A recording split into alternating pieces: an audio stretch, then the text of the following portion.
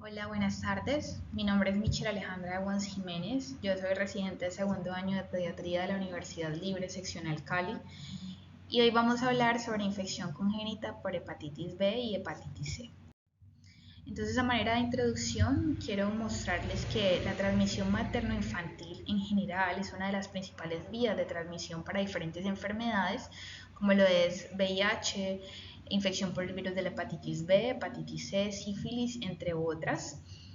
Y tenemos que las infecciones en las mujeres embarazadas pueden influir muchísimo en el resultado que tengan durante su embarazo y en la salud de ese recién nacido. Por esa razón, como objetivos para el 2030 de la OMS fue plantearse la eliminación de la transmisión vertical de varios agentes. Por esa razón hoy queremos hablar entonces un poco de hepatitis B y hepatitis C. Esto es la última nota epidemiológica que tuvimos reportada de nuestro Ministerio de Salud. Esto fue en julio del 2023 y es para mostrar algunos datos que ellos nos plantean aquí en cuanto a epidemiología. Nos dice que en el 2019 la Organización Mundial de la Salud estimó una cifra de 354 millones de personas infectadas con hepatitis. Entre estas, 296 millones tenían una infección crónica por hepatitis B y 58 millones tenían una infección crónica por hepatitis C, registrando aproximadamente 1.1 millones de muertes y unas complicaciones importantes principalmente como cirrosis y cáncer hepatocelular.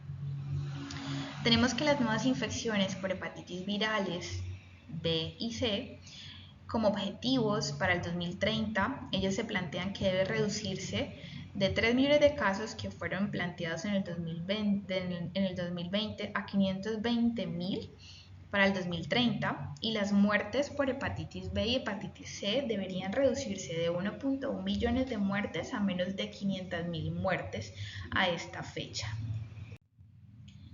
Entonces, vamos a hacer una revisión de las guías latinoamericanas de infecciones congénitas y perinatales de la Sociedad Latinoamericana de Infectología Pediátrica SLIPE. Esta publicación, estas guías están publicadas en la revista chilena de infectología pediátrica, que tiene una calificación Q4 pues en percentiles de publicaciones. Y tenemos entonces de esto que aquí en esta guía nos ofrecen algunos datos epidemiológicos a nivel mundial. Nos dice que la zona de mayor prevalencia para infección por el virus de la hepatitis B corresponde a Asia, África y Medio Oriente, donde sus tasas alcanzan entre el 5 al 20% de la población en general. Podemos ver la gráfica que nos muestra mucho más compromiso de lo que es África, que está mucho más oscuro, está en café, y tenemos como en un color más claro que no tenemos un dato específico aquí, más o menos corresponde entre el 5 al 7.9%. Esto es Asia y es también parte de África, algunas zonas de Europa, incluso alguna zona como de Oceanía. Entonces así es como está esta distribución de la infección por hepatitis B. Tenemos este metaanálisis que fue publicado en el 2023, nos habla de la prevalencia de virus, de la inmunodeficiencia humana, sífilis, hepatitis B, hepatitis C en mujeres embarazadas. Se hizo una revisión sistemática y un metaanálisis de aquí. Quise tomar algunos datos epidemiológicos para hepatitis C. Este artículo está publicado en esta revista Clinical Microbiology and Infections, revista Infectious Disease, que es una revista que tiene una calificación Q1 y nos muestra que el virus de la hepatitis C a lo largo del tiempo ha tenido algo de disminución en cuanto a prevalencia. Por ejemplo, tenemos que en el 2001, entre el 2001 y 2010, tuvo una prevalencia de 0.8 como población general o global, o sea, entre todos, y entre el 2011 y el 2020 ya tenemos más o menos una prevalencia del 0.5%, es decir, que ha tenido algo de disminución. Lo cual es importante y lo vemos en la gráfica como los bloques azules. Vemos que en la parte que nos habla de la distribución global los bloques azules están un poquito más chiquitos que los bloques más marrones.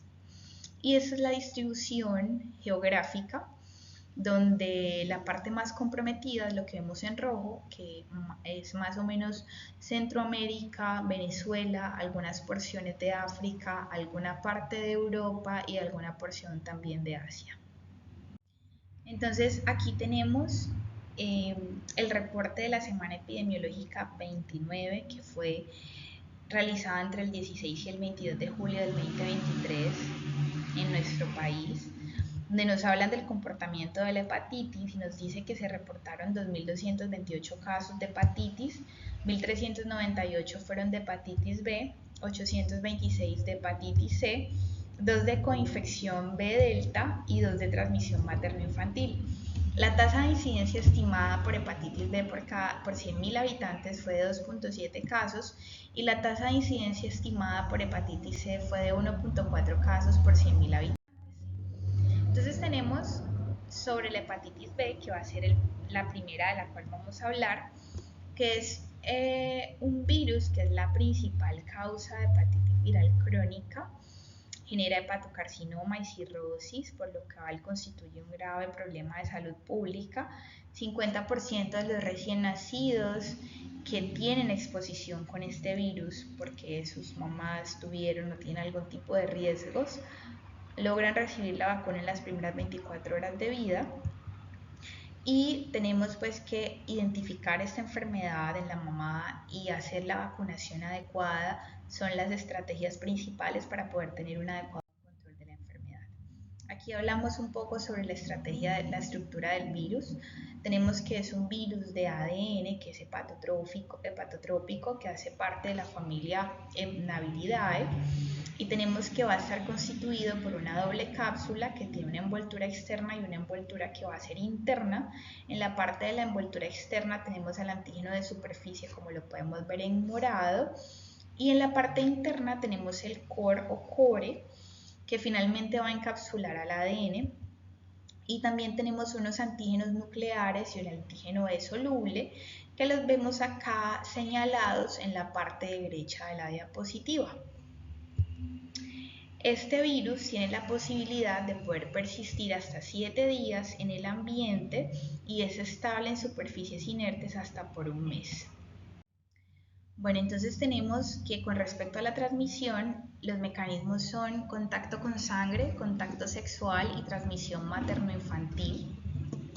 Y tenemos que la transmisión materno-infantil y todas las infecciones que sean adquiridas en la primera parte de la infancia van a ser las responsables de la mayoría de infecciones crónicas y va a ser la principal razón por la cual vamos a tener esa perpetuación y circulación del virus, por lo cual va a representar el 50% de las nuevas infecciones por hepatitis B en todo el mundo.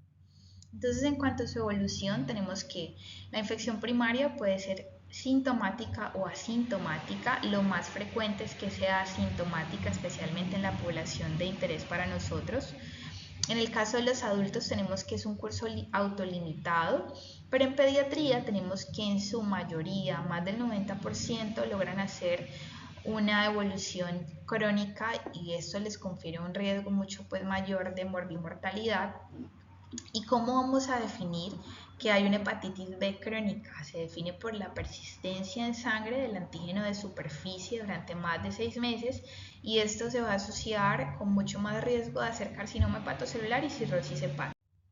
Bueno, entonces en cuanto a las manifestaciones clínicas, tenemos que el cuadro agudo no va a ser tan frecuente, sobre todo en nuestra población. En el caso en el que se presente va a estar dado por ictericia, los pacientes pueden tener letargia, hacer distensión abdominal, falla para poder ganar peso, acolia, son síntomas muy inespecíficos y en el caso de que ya hagan datos de cronicidad, pueden ser asintomáticos o pueden tener también pocas manifestaciones clínicas relacionadas con cuadros gastrointestinales o cuadros de ictericia. Tenemos que en cuanto a la transmisión perinatal, el principal momento va a ser durante el trabajo de parto, pero también puede ocurrir intrauterinamente o después del nacimiento. Como lo mencionaba, la mayoría de los casos de infección ocurren en ese momento del trabajo de parto cuando hay ruptura de membranas y el producto se pone en contacto con las secreciones maternas y con la sangre. Hay un contacto directo de las mucosas con todo esto y aquí es donde se confiere un mayor riesgo de transmisión. Entonces, los factores de riesgos más importantes para poder tener una transmisión materno-infantil, a pesar de que algunos pacientes hayan tenido una profilaxis adecuada, y ya vamos a empezar a hablar de esto, es la positividad del antígeno E en la mamá y que tengan una carga viral materna muy elevada. Son los dos factores de riesgos más importantes. Bueno, entonces se ha reportado que el riesgo de transmisión materno-infantil es del 85 al 90% de aquellos hijos de mamás que tienen el antígeno E positivo, pero aquellos que tienen el antígeno E negativo y no recibieron inmunoprofilaxis tienen un riesgo muy bajo que es del 2%. Aquellos que tienen antígeno E positivo y aún así recibieron profilaxis adecuada al momento del nacer tienen un riesgo del 9 al 39%. Y también nos dicen que hay una transmisión materno-infantil muy escasa y rara cuando las cargas maternas virales fueron bajas, fueron menores de 105 a 106 unidades por ml. Entonces, ¿cómo se hace o cómo se plantea el abordaje del recién nacido según SLIPE? Y cómo lo plantea también el Ministerio de Salud de nuestro país. Vamos a hacer la descripción de ambas. Entonces, en cuanto a lo que nos dice SLIPE, nos dice que también la mayoría de los pacientes se van a contagiar en el momento del trabajo de parto, que ya lo habíamos mencionado, y la mayoría de los pacientes pueden tener algún tipo de manifestación ya después del mes de vida. En general van a ser asintomáticos.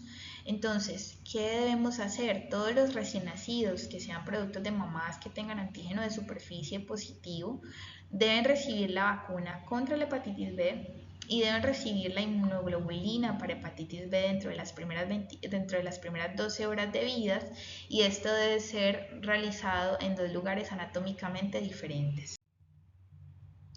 Este esquema debe completarse y utilizarse cuando hay unos indicadores indirectos de actividad viral, a pesar de que nosotros no tengamos un antígeno de superficie positivo o no positivo, sino el resultado. Es decir, desconocemos el resultado de ese antígeno de superficie y son la presencia de ADN de ese virus, que tenga el antígeno E presente o que la mamá tenga antecedente de infección aguda durante el embarazo por hepatitis B, así sea que nosotros no tengamos resultados en manos para poder verificarlo. Ese tipo de pacientes debe recibir el esquema completo de inmunoprofilaxis.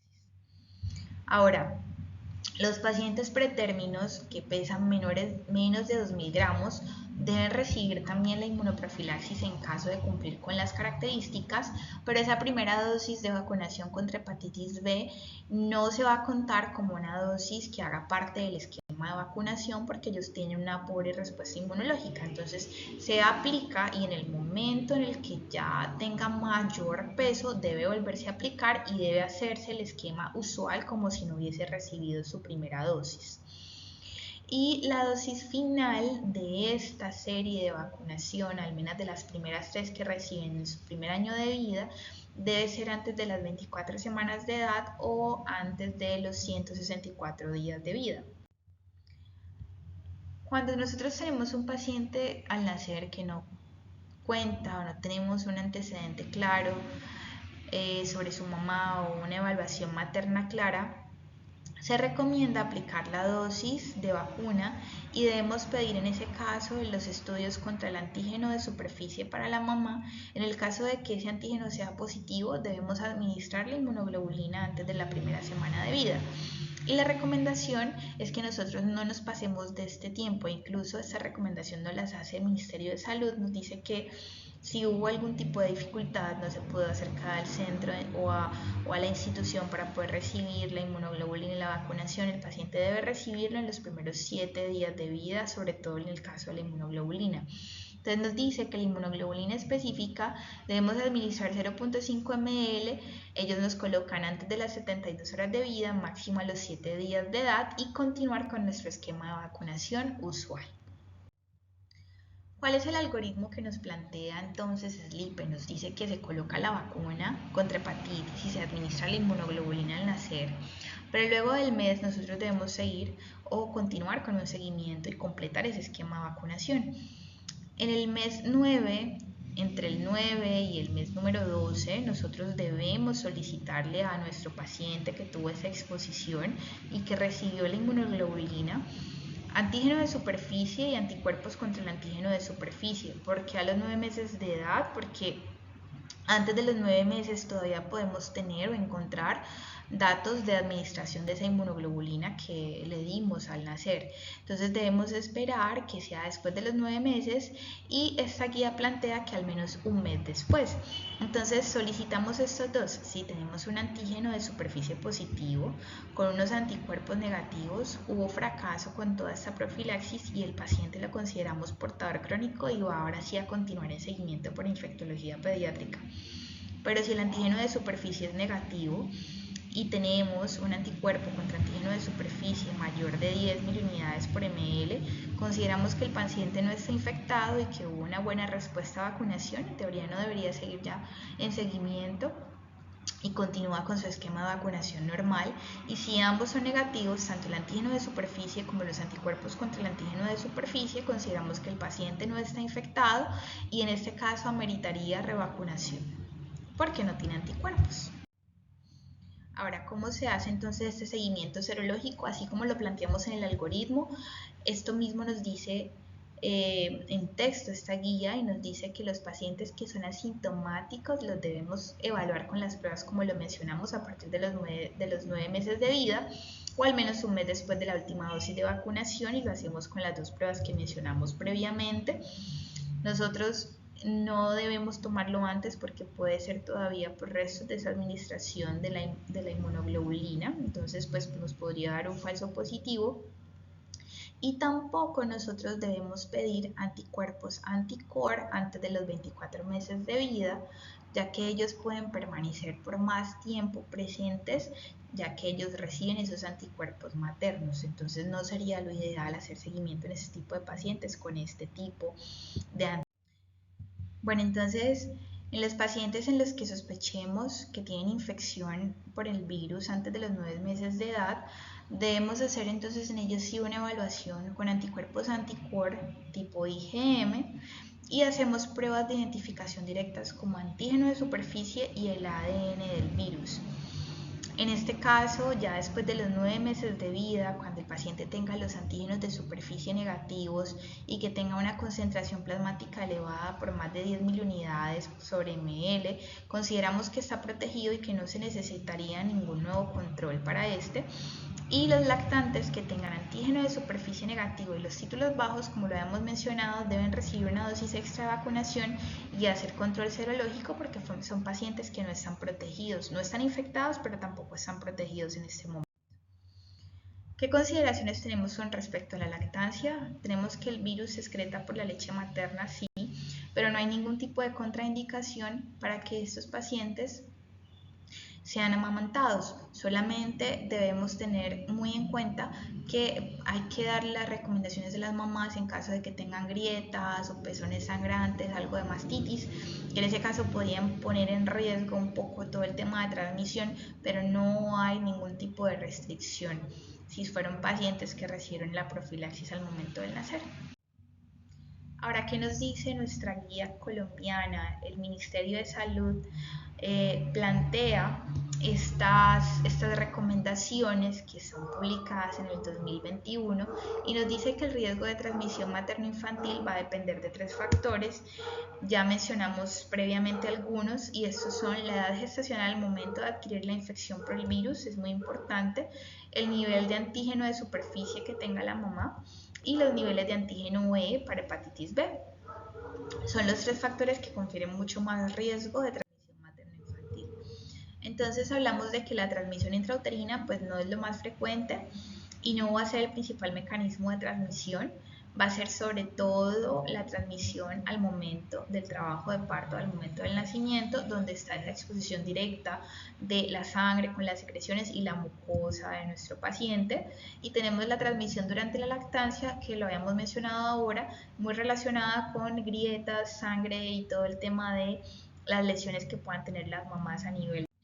Bueno, entonces aquí nos dice que el riesgo de infección de un producto que tenga o que sea hijo de una mamá que tenga el antígeno de superficie positivo y el antígeno B negativo va a ser del 10 al 40% si no se hizo ninguna intervención. Pero si el antígeno es positivo, no se hizo ninguna intervención, el riesgo va a aumentar cercano a un 90%. Por lo tanto, si tenemos un paciente expuesto al virus, ¿qué debemos hacer? Vacunarlo en sus primeras 12 horas de vida, independientemente de su peso y de la edad gestacional, y también debe recibir la inmunoglobulina específica en las primeras 12 horas de vida, independientemente de su peso y de la edad. ¿Qué sucede cuando nosotros hacemos la aplicación de una de las dos y no hacemos la combinación? Pues su eficacia no va a ser tan alta, va a ser de un 75 a un 71%, pero cuando están combinadas va a ser un 94%. Entonces, pues los riesgos se disminuyen muchísimo. Y en algunas circunstancias, como lo mencionaba antes, vivienda lejana, no pudo acercarse al centro, alguna otra condición, podemos administrar ambas, tanto la vacunación como la inmunoglobulina sobre todo, en un tiempo no superior a los 7 días. Entonces, ¿cómo nosotros podemos de pronto interpretar esos marcadores serológicos en nuestros pacientes? Si tenemos un antígeno de superficie positivo con un anticuerpo de superficie negativo, y estos son casos en que los vamos a hacer seguimiento, hablamos de que hay un caso confirmado para hepatitis B y debemos remitir a infectología. Pero si el antígeno de superficie es negativo y los anticuerpos son positivos, hay inmunidad, es decir, que no hay infección, el paciente está protegido, no requeriría realmente continuar en un seguimiento para esto, continúa con su vacunación, y cuando están negativos los dos, el paciente no está infectado pero no está protegido, entonces debemos hacerle su esquema de vacunación completo. ¿Cuál es el algoritmo de intervenciones planteadas tanto para la mamá como para su hijo cuando hablamos de la prevención de la transmisión materno-infantil? Entonces tenemos que en el tamizaje a las mamadas se le hace la prueba del antígeno de superficie. Cuando es positivo debemos tomar carga viral para el virus o se debe tomar el antígeno E. De acuerdo a estos valores se van a tomar algunas conductas. Entonces, si la carga viral es menor de 200, si el antígeno E es negativo y la paciente no tiene cirrosis, nosotros no iniciamos terapia profiláctica con tenofovir, pero si la carga viral es mayor de 200.000, el antígeno es positivo, sin cirrosis, debería iniciarse tenofovir después de la semana 28 de gestación, y cuando hay presencia de cirrosis, hay una carga viral que sea mayor a 20.000 y una ALT que sea persistentemente anormal, la paciente independientemente de su edad debe recibir tenofovir, que es lo que planteamos acá. Entonces, inicialmente no requiere profilaxis con tenofovir, se va a hacer la monitoría, son las mamás que tienen menos de 200.000, no tienen cirrosis y el antígeno E es negativo, pero en caso de que tengan más de 200.000, el antígeno E sea positivo o que tengan más de 20.000, ya ellas requerirían manejo profiláctico en el momento de su gestación. ¿Qué va a pasar con el producto? Que es lo que nos interesa a nosotros, con nuestro paciente. Se aplica la inmunoglobulina contra la hepatitis B y se aplica la vacunación en las primeras 12 horas de vida. Nosotros debemos garantizar que la reciba y que el paciente continúe su esquema. Y debemos continuar esa monitoría y posteriormente hacer un antígeno de superficie y hacer anticuerpos contra el antígeno de superficie, pero acá nos los plantean 3 meses después de la última dosis recibida de la vacuna contra hepatitis B, no antes de los 9 meses de vida, por lo que mencionamos previamente, porque nos puede dar falsos positivos y va a ser secundario pues a la administración de la inmunoglobulina. Y estos son los tiempos que nos dice nuestra guía. Eso era con respecto a la hepatitis B. Ahorita vamos a empezar a hablar un poco sobre hepatitis C. Entonces, ¿qué tenemos para hepatitis C? Hice la revisión de 2 artículos 2023, que es Hepatitis C Current State of Treatment in Children, que está publicado en la revista Pediatrics Perinatology and Children Health, que es Q1. Y está este artículo que es Standard of Treatment and What to Do for Global Elimination, específicamente para hepatitis C. Nos brindó datos epidemiológicos importantes y es una revista de enfermedades infecciosas que también tiene una calificación Q1. Bueno, entonces la transmisión perinatal del virus de la hepatitis C ocurre entre un 4 y un 7% de todos los casos de mamás que tengan viremias detectables al momento del parto. Y en los últimos años, esta infección por este virus fue la causa de más de 400.000 muertes y la mayoría de estas muertes están relacionadas con complicaciones como cirrosis y carcinoma hepatocelular. Hay una relación bien importante sobre el virus de la hepatitis C con estas condiciones. Ahora tenemos que el virus estructuralmente está compuesto por un ARN monocatenario, va a ser parte de la familia Flaviviridae, y tenemos que esa variación genética propia del virus, tiene varios genotipos, ha sido a través de mutaciones que se ha dado en el tiempo y en diferentes regiones geográficas, y en este momento ha sido el resultado de 6 genotipos. Este virus tiene una ARN polimerasa viral primitiva, que es la que fortalece al virus, le confiere replicación y le ofrece supervivencia, y es un punto muy importante donde actúan algunas de las terapias farmacológicas principales. De hecho, ahorita vamos a ver que casi todos los combinados farmacológicos incluyen algún tipo de agente que esté contra la ARN polimerasa viral.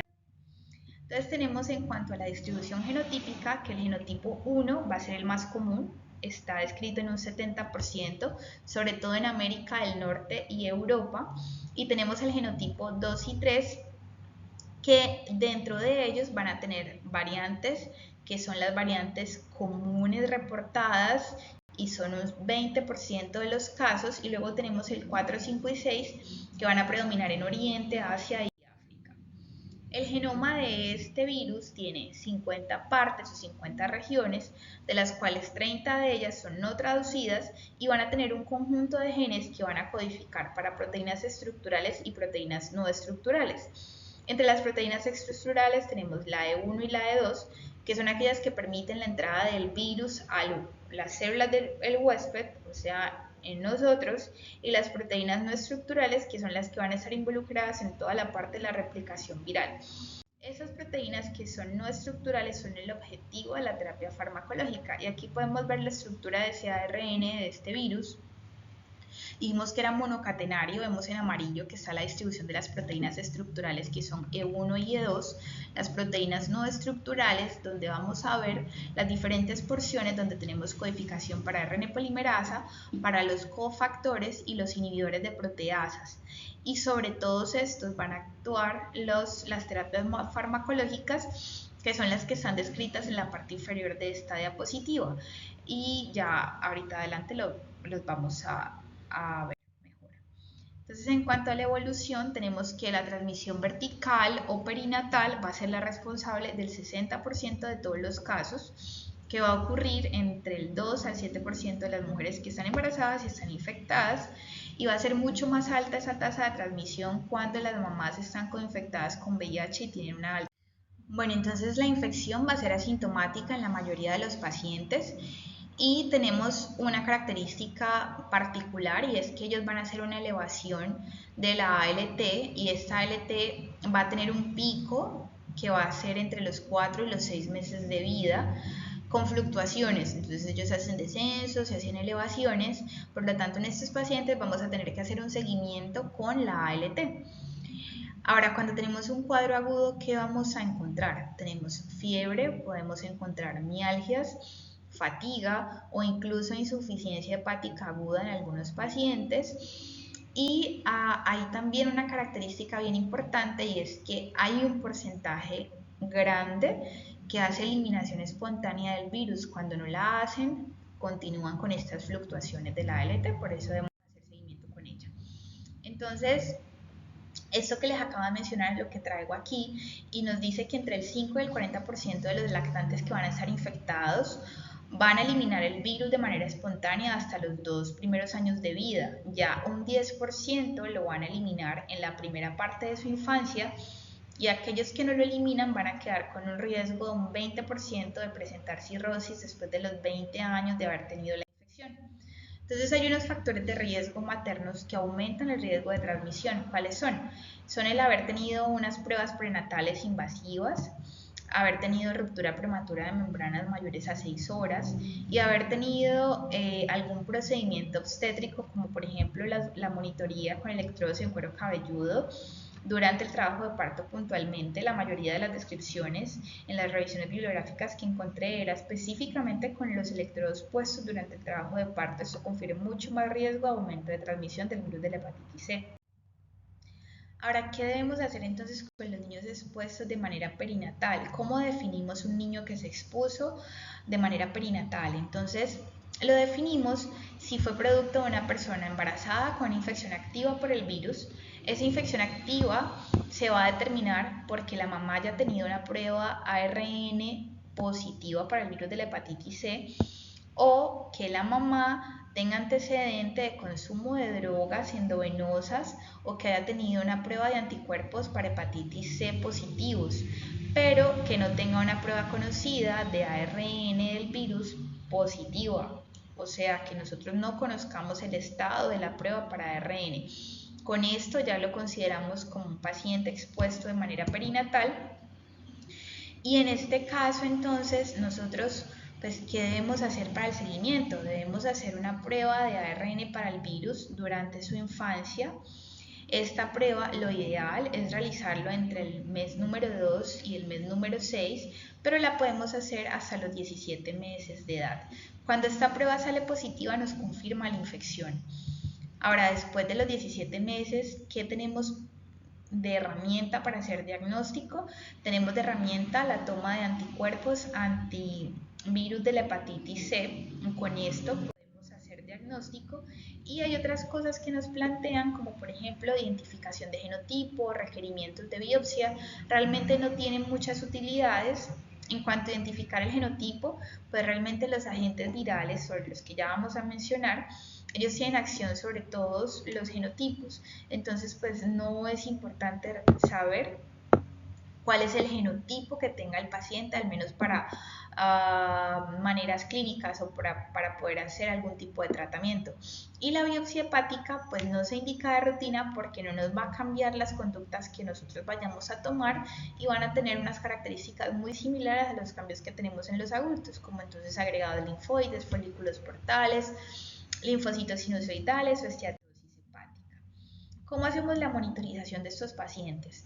Habíamos mencionado las fluctuaciones de la ALT, entonces debemos hacer medición cada 6 a 12 meses. Cuando nosotros ya tenemos una prueba positiva de ARN de este virus, ya no la realizamos de manera frecuente ni continua porque ya está documentada esa infección crónica y tampoco se hace para seguimiento porque no tiene ningún tipo de correlación con la gravedad de la enfermedad y no va a influir con las tomas de decisiones en ese momento.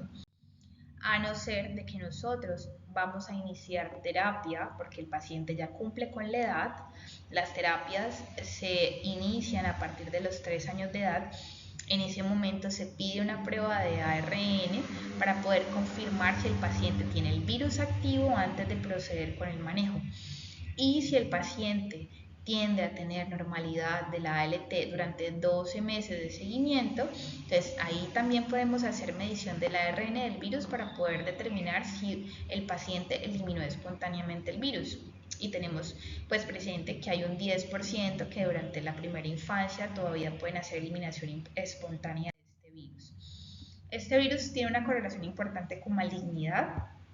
Ya habíamos mencionado que se correlaciona con carcinoma hepatocelular, no es lo más frecuente, pero puede ocurrir y hay algunos factores de riesgos que nos confiere más probabilidades de que hagan o realicen sobre el tiempo carcinoma hepatocelular. Entre estos son los pacientes que hacen cirrosis, aquellos que tengan coinfección con hepatitis B o que tengan antecedente o historia de leucemia infantil o algún otro tipo.